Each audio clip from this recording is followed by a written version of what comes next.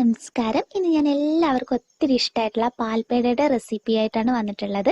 അപ്പോൾ പെട്ടിക്കടകളിലും അതുപോലെ തന്നെ ഹോട്ടലിലൊക്കെ ചില്ലുകുപ്പിയിൽ ഇട്ട് വെച്ചിരിക്കുന്ന പാൽപ്പേടയൊക്കെ നമ്മൾ കവറിൽ പൊതിഞ്ഞു വരുന്ന ആ ഒരു പാൽപ്പേടയൊക്കെ ഒരു സ്പെഷ്യൽ ടേസ്റ്റാണ്. നമ്മൾ ബേക്കറിയിൽ നിന്ന് വാങ്ങിക്കുന്ന മറ്റുള്ള പേടയേക്കാളും വളരെയധികം ടേസ്റ്റി ആയിട്ടുള്ളതാണ്. അപ്പോൾ അത് അതേ രുചിയോടുകൂടി തന്നെ 4 ചേരുവകൾ ഉപയോഗിച്ച് നല്ല സിമ്പിളായിട്ട് എങ്ങനെ ഉണ്ടാക്കിയെടുക്കുന്നതെന്ന് നോക്കാം. അപ്പോൾ ആരെങ്കിലും ഈ ചാനൽ ഇന്ന് പുതിയതായിട്ട് കാണുന്നുണ്ടെങ്കിൽ നിങ്ങൾക്ക് എൻ്റെ റെസിപ്പീസ് ഇഷ്ടപ്പെടുവാണെങ്കിൽ സബ്സ്ക്രൈബ് ചെയ്യാൻ മറക്കരുത്.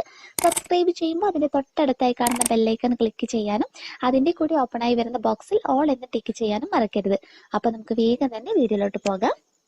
അപ്പോൾ പാൽപ്പേട റെഡിയാക്കി എടുക്കുന്നതിനായിട്ട് ഞാനിവിടെ ഒരു നോൺ സ്റ്റിക്ക് പാനാണ് ഉപയോഗിക്കുന്നത്. നോൺ സ്റ്റിക്കിൻ്റെ പാത്രം ഉപയോഗിക്കുന്നതായിരിക്കും കൂടുതലും നല്ലത്. നമ്മൾ സാധാരണ പാത്രത്തിനകത്ത് ചെയ്തെടുത്തു കഴിഞ്ഞാൽ പെട്ടെന്ന് ഇതിൻ്റെ കളറ് മാറിപ്പോവാനുള്ള സാധ്യതയുണ്ട്. അപ്പോൾ ഏറ്റവും നല്ലത് നോൺ സ്റ്റിക്ക് പാത്രങ്ങൾ ഉപയോഗിക്കുന്നതാണ്. ഇതിലോട്ട് ആദ്യമേ തന്നെ നമുക്ക് പാല് ചേർത്ത് കൊടുക്കാം. ഞാനിപ്പോൾ എടുത്തിരിക്കുന്നത് 1/2 കപ്പ് പാലാണ്. ഫുൾ ക്രീമായിട്ടുള്ള പാല് തന്നെ ഉപയോഗിക്കാൻ വേണ്ടിയിട്ട് നോക്കാം. വെള്ളമൊന്നും ചേർത്ത് മിക്സ് ചെയ്ത് കഴിഞ്ഞാൽ ഇത് ഒട്ടും തന്നെ ടേസ്റ്റ് ഉണ്ടാവില്ല. അപ്പോൾ നിങ്ങൾ ഏത് കപ്പിനകത്താണോ മെഷർമെൻറ്റ് എടുക്കുന്നത് അതേ കപ്പിനകത്ത് തന്നെ എല്ലാ മെഷർമെൻറ്റും എടുക്കാൻ വേണ്ടിയിട്ട് നോക്കുക. പാലൊന്ന് നല്ലതുപോലെ തിളച്ച് വന്നതിന് ശേഷം നമ്മൾ ഇതിനകത്തോട്ടേക്ക് ചേർത്ത് കൊടുക്കേണ്ടത് പഞ്ചസാരയാണ്. പഞ്ചസാര എപ്പോഴും പൊടിച്ചിട്ട് ചേർത്ത് കൊടുക്കുക. അപ്പം ഞാൻ 1/2 കപ്പ് പാലാണ് ഇവിടെ ഉപയോഗിച്ചിട്ടുള്ളത്. അതേ കപ്പിന് തന്നെ 1/4 കപ്പ് പൊടിച്ച പഞ്ചസാരയാണ് ഉപയോഗിക്കുന്നത്. പൊടിച്ചതിന് ശേഷമുള്ള അളവാണ് കേട്ടോ പറയുന്നത്. അപ്പോൾ മധുരം നിങ്ങൾക്ക് കൂടുതൽ വേണമെന്നാണെങ്കിൽ കൂടുതൽ ഉപയോഗിക്കാം.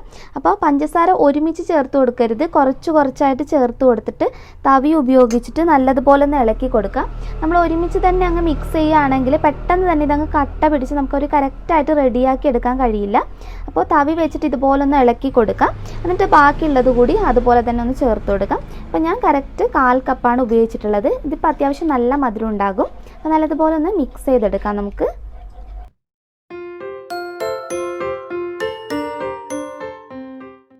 പഞ്ചസാര ചേർത്ത് കഴിഞ്ഞാൽ അത് നല്ലതുപോലെ അലിഞ്ഞ് കിട്ടണം. അലിഞ്ഞതിന് ശേഷം മാത്രമാണ് നമ്മൾ ഇതിനകത്തോട്ടേക്ക് അടുത്ത ചേരുവ ചേർത്ത് കൊടുക്കുന്നത്. അപ്പോൾ പാലും പഞ്ചസാരയും നന്നായി യോജിച്ച് കിട്ടിയിട്ടുണ്ട്. ഇനി നമ്മളിതിലെ പ്രധാന ചേരുവയായ പാൽപ്പൊടി ചേർത്ത് കൊടുക്കാം. അപ്പോൾ അതേ കപ്പിന് തന്നെ 1 കപ്പ് മുഴുവനായിട്ടാണ് ഞാൻ പാൽപ്പൊടി എടുത്തിട്ടുള്ളത്.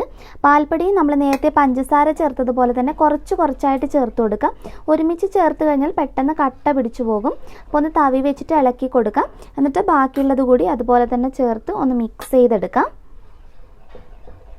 അതുപോലെ പാൽപ്പൊടി ചേർത്ത് കൊടുക്കുന്ന സമയത്ത് ഒരിക്കലും ഫ്ലെയിം കൂട്ടിയിടരുത്. ഫ്ലെയിം നല്ലതുപോലെ കുറച്ച് വെക്കുക. മാക്സിമം സിമ്മിലിട്ട് വെച്ച് ചെയ്യുന്നതായിരിക്കും നല്ലത്. എന്നിട്ട് തവി വെച്ചിട്ട് യോജിപ്പിച്ച് പാലുമായിട്ട് നന്നായിട്ടൊന്ന് മിക്സ് ചെയ്തെടുക്കാം നമുക്ക്.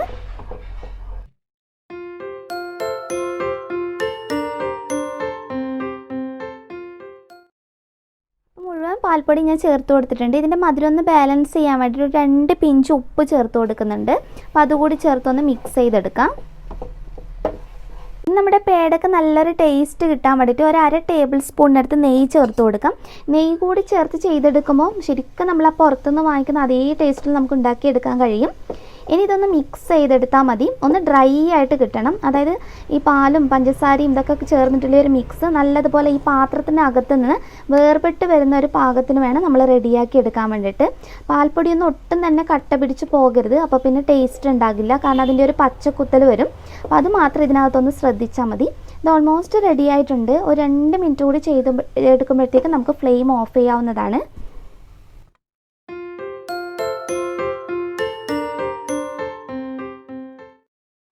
പാകത്തിന് വേണം നമ്മൾ റെഡിയാക്കി എടുക്കാൻ വേണ്ടിയിട്ട്. ഇതിവിടെ റെഡി ആയിട്ടുണ്ട്. നല്ല ഡ്രൈ ആയി കിട്ടിയിട്ടുണ്ട്. ഇനി വേറൊരു പാത്രത്തിനകത്തോട്ടേക്ക് മാറ്റാം. കാരണം ഈ ചൂടിന് തന്നെ വെച്ച് കഴിഞ്ഞാൽ ഇത് പെട്ടെന്ന് വീണ്ടും ഒരു ബ്രൗൺ ഷെയ്ഡ് വരാനുള്ള ചാൻസ് ഉണ്ട്. അപ്പോൾ വേറൊരു പാത്രത്തിനകത്തോട്ട് മാറ്റി ഒന്ന് ചൂടാറിയതിന് ശേഷം ഇതെങ്ങനെയാണ് റോൾ ചെയ്തെടുക്കുന്നതെന്ന് നോക്കാം. അപ്പോൾ ഇത് ചെറുതായിട്ടൊന്ന് ചൂടാറിയിട്ടുണ്ട്. അതിലോട്ട് ഞാൻ ഒരു ടീസ്പൂൺ എടുത്ത് നെയ്യ് കൂടി ചേർത്ത് കൊടുത്തിട്ടുണ്ട്. ഇത് ഓപ്ഷണലാണ് കേട്ടോ. നിങ്ങൾക്ക് വേണമെങ്കിൽ മാത്രം ചേർത്താൽ മതി. നെയ്യുടെ ഫ്ലേവർ ഇഷ്ടമുള്ളവർക്ക് ചേർത്ത് കൊടുക്കാം. അപ്പോൾ ഒത്തിരി അങ്ങ് തണുക്കാൻ വേണ്ടിയിട്ട് വെക്കരുത്. ഒന്ന് ചെറുതായിട്ട് ചൂടാറിയതിന് ശേഷം ഇതുപോലെ നെയ്യ് ചേർക്കുന്നുണ്ടെങ്കിൽ നെയ്യ് ചേർത്തിട്ട് ഒന്നുകൂടി ഒന്ന് കൈ വെച്ചിട്ട് കുഴച്ചെടുക്കാം. അതല്ലെങ്കിൽ ഇത് പെട്ടെന്ന് അങ്ങ് പൊടിഞ്ഞു പോകുന്നൊരു പാകമാവും. നമുക്ക് നല്ല സോഫ്റ്റ് ആയിട്ടാണ് വേണ്ടത്. അതുകൊണ്ടാണ് ചെറു ചൂടോടുകൂടി തന്നെ നമ്മളിതൊന്ന് കുഴച്ചെടുക്കുന്നത്. അതിനുശേഷം നിങ്ങൾക്ക് ഇഷ്ടമുള്ള ഷേപ്പിൽ ഇത് റോൾ ചെയ്തെടുക്കാം. റൗണ്ട് ഷേപ്പിലോ അതല്ലെങ്കിൽ നമ്മൾ കടയിൽ നിന്ന് വാങ്ങിക്കുന്ന റോളായിട്ടോ എങ്ങനെ വേണമെങ്കിൽ ചെയ്തെടുക്കാം. ഞാനിപ്പോൾ നമ്മൾ കവറിനകത്ത് പൊതിഞ്ഞ് വാങ്ങിക്കുന്ന ആ ഒരു സ്റ്റൈലിൽ ഒന്ന് റോൾ ചെയ്തെടുക്കുകയാണ് ചെയ്യുന്നത്.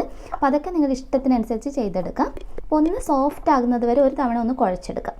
അതിനുശേഷം കയ്യിൽ നെയ്യ് തടവുക, എന്നിട്ട് ചെറിയ റോളായിട്ട് എടുക്കാം. എന്നിട്ട് നമുക്ക് കയ്യിൽ വെച്ചിട്ട് ഇതുപോലെ ഒന്ന് റോൾ ചെയ്തെടുത്താൽ മതി. അപ്പോൾ നിങ്ങൾക്ക് ഇഷ്ടമുള്ള ഷേപ്പിൽ ചെയ്തെടുക്കാം കേട്ടോ. ഞാനിപ്പോൾ ഇങ്ങനെയാണ് ചെയ്തെടുക്കുന്നത്. അപ്പോൾ കണ്ടില്ലേ, നമ്മൾ അങ്ങനെ കുഴച്ചെടുത്തത് കൊണ്ട് തന്നെ നല്ല സോഫ്റ്റ് ആയിട്ടാണ് ഇതുള്ളത്. ഇനി ഇതുപോലെ മുഴുവൻ റോൾ ചെയ്തെടുത്തിട്ട് നമുക്കൊന്ന് കട്ട് ചെയ്തെടുക്കാം. അപ്പോൾ ഞാൻ മുഴുവൻ റോൾ ചെയ്തെടുത്തതിന് ശേഷം ചെറിയ ചെറിയ പീസസ് ആയിട്ട് കണ്ടില്ലേ ഇതുപോലെ ഒന്ന് കട്ട് ചെയ്തെടുത്തിട്ടുണ്ട്. നമ്മൾ ശരിക്കും വാങ്ങിക്കുമ്പോഴുള്ള ആ ഒരു ടെക്സ്ചറിൽ തന്നെ ഒന്ന് ഷേപ്പ് ചെയ്തെടുത്തിട്ടുള്ളതാണ്. അപ്പോൾ അത് നിങ്ങളുടെ ഇഷ്ടത്തിനനുസരിച്ച് ചെയ്തെടുക്കാം. അപ്പോൾ ഇത് നിങ്ങൾക്ക് വേണമെങ്കിൽ ബട്ടർ പേപ്പറിനകത്ത് പൊതിഞ്ഞിട്ട് അങ്ങനെ വേണമെങ്കിൽ എയർ ടൈറ്റ് ആയിട്ടുള്ള കണ്ടെയ്നറിനകത്ത് സൂക്ഷിക്കാം. ഞാനിപ്പോൾ സാധാരണ നമ്മൾ ഈ പേട വാങ്ങിച്ച പേപ്പർ സൂക്ഷിച്ച് വെച്ചിട്ടുണ്ടായിരുന്നു. ജസ്റ്റ് നമ്മൾ ഫോട്ടോ എടുക്കാനും കാണുമ്പോഴുള്ള ഒരു ഭംഗിക്കൊക്കെ വേണ്ടിയിട്ടാണ് കേട്ടോ. അപ്പോൾ അതിനകത്ത് തന്നെ ഒന്ന് റോൾ ചെയ്തിട്ട് കാണിച്ചു തരാം. ഇതുപോലെയുള്ള ഒരു കവറാണ് ഉപയോഗിച്ചിട്ടുള്ളത്. അപ്പോൾ ഇതിന് പകരം നിങ്ങൾക്ക് ഞാൻ നേരത്തെ പറഞ്ഞ പോലെ ബട്ടർ പേപ്പർ ഉപയോഗിക്കാം. ബട്ടർ പേപ്പർ വീട്ടിൽ തന്നെ റെഡിയാക്കി എടുക്കുന്ന വീഡിയോ നമ്മൾ ഇട്ടിട്ടുള്ളതാണ്. അതിൻ്റെ ലിങ്ക് ഡിസ്ക്രിപ്ഷൻ ബോക്സിനകത്ത് കൊടുക്കുക, അതിനകത്തൊന്ന് നോക്കിയാൽ മതി. അപ്പോൾ നമ്മൾ വീട്ടിൽ ഉണ്ടാക്കിയ ഈ പേടയുടെ രണ്ട് സൈഡും കണ്ടില്ലേ, ഞാനൊന്ന് കട്ട് ചെയ്ത് ലെവൽ ചെയ്ത് എടുത്തിട്ടുണ്ട്. അതിനുശേഷം ഇതുപോലെ വെച്ച് നമ്മൾ സാധാരണ റോൾ ചെയ്യാറില്ലേ, ഇതുപോലെ ഒന്ന് റോൾ ചെയ്തെടുക്കാം. എന്നിട്ട് രണ്ട് സൈഡും ഒന്ന് തിരിച്ചു കൊടുക്കാം. ഇതുപോലെ ആക്കിയിട്ട് എയർ ടൈറ്റ് ആയിട്ടുള്ള കണ്ടെയ്നറിനകത്ത് വെക്കുകയാണെങ്കിൽ നമുക്ക് ഒത്തിരി നാൾ സൂക്ഷിക്കാൻ കഴിയും. അപ്പോൾ വീട്ടിൽ തന്നെ ഉണ്ടാക്കിയെടുക്കുമ്പോഴാണെങ്കിൽ ശരിക്കും അതേ ടേസ്റ്റാണ് കേട്ടോ. നമ്മൾ പുറത്തുനിന്ന് വാങ്ങിക്കുന്ന സെയിം ടേസ്റ്റാണ്, ഒരു മാറ്റവും ഇല്ല. അപ്പോൾ ഉണ്ടാക്കി നോക്കുമ്പോൾ ശരിക്കും നിങ്ങൾക്ക് മനസ്സിലാകും. അപ്പോൾ ഞാൻ കുറച്ച് കവർ ഇതുപോലെ വെച്ചിട്ടുണ്ടായിരുന്നു. അപ്പോൾ അതൊന്ന് റോൾ ചെയ്തിട്ട് കാണിച്ചു തരാം.